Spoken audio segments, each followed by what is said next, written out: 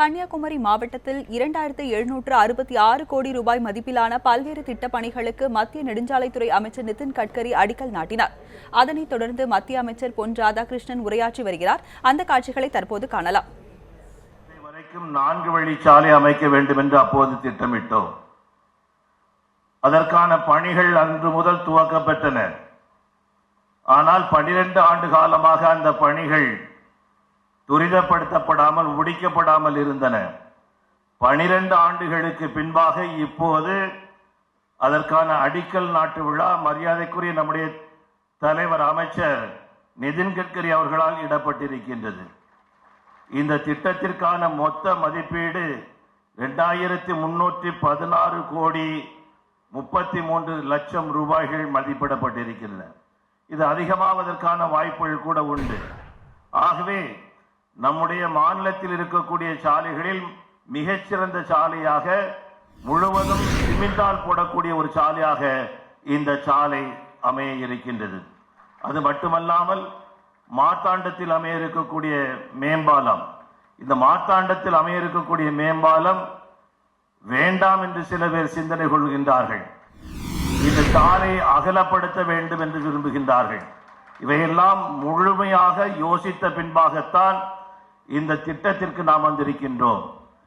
இந்த தேசிய நெடுஞ்சாலை 47 இருக்கக்கூடிய சாலையை விரிவுபடுத்தணும் என்று சொன்னால் 2 பக்கத்திலும் சாலையினுடைய 2 பக்கத்திலும் 90 அடி தூரம் கடைகள் எல்லாம் அகற்றப்பட வேண்டும்.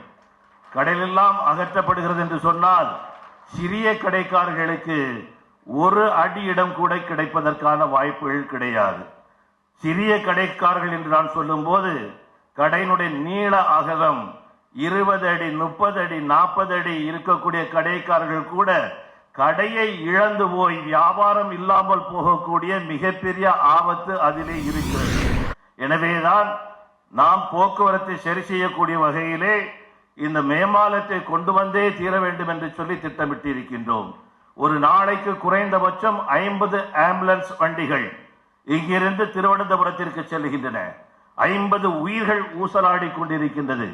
ஆகவே ஒரு நாளும் குறைந்தபட்சம் இந்த இடத்தை கடப்பதற்கு 20 நிமிடங்களில் இருந்து அரை மணி நேரங்கள் ஆகின்றன.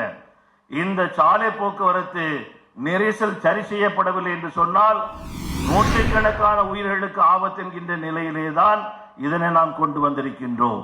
இங்கு இருக்கக்கூடிய மக்கள் இதனை புரிந்து கொண்டு ஒட்டுமொத்தமாக முழுமையான ஆதரவை தந்திருக்கின்றார்கள்.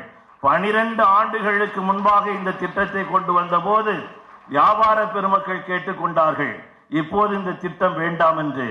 அன்று கைவிட்டோம், இன்று கைவிடக்கூடிய நிலையில் இல்லவே இல்லை. இது வந்தாக வேண்டும். உங்களுடைய நன்மைக்காகவும் மாவட்ட மக்களுடைய நன்மைக்காகவும் மாவட்டத்திற்கு வரக்கூடிய லட்சக்கணக்கான பயணிகளுடைய நன்மைக்காகவும் இது வந்தாக வேண்டும். இன்றைய நிலையில் இந்த 47 விரிவுபடுத்த வேண்டும் என்று சொன்னால் 6 வழி சாலையாக விரிவுபடுத்த வேண்டிய கட்டாய தேவை இருந்து கொண்டிருக்கின்றது. 6 வழி சாலையாக இருக்கக்கூடிய தேசிய நெடுஞ்சாலை 47 விரிவுபடுத்துவோம் என்று சொன்னால் எத்தனை கடைகள் இருக்க முடியும்? யோசித்து பாருங்கள். ஆகவே ஆழ்ந்து அறிந்து இதை நாம் கொண்டு வந்திருக்கின்றோம். இதற்கு முழுமையான ஆதரவை தர வேண்டும் என்று கேட்டுக்கொண்டிருக்கின்றோம். பார்வதிபுரத்திலே மேம்பாலத்திற்காக அடிக்கல் நாட்டப்பட்டிருக்கின்றது. அது மட்டுமல்லாமல் நம்முடைய மரியாதைக்குரிய அமைச்சர்களிடம் மேலும் 4 மேம்பாலங்கள் அமைத்து தர வேண்டும் என்று கேட்டிருக்கின்றோம். செட்டிக்குளத்திலே மேம்பாலம் அமைத்து தர வேண்டும். அத்தோடு ஒழுகினசேரியில் இருக்கக்கூடிய ஏற்கனவே இருக்கக்கூடிய பாலத்திற்கு மேலாக மேலும் ஒரு மேம்பாலம் அமைத்து தர வேண்டும். தக்கலையிலே மேம்பாலம்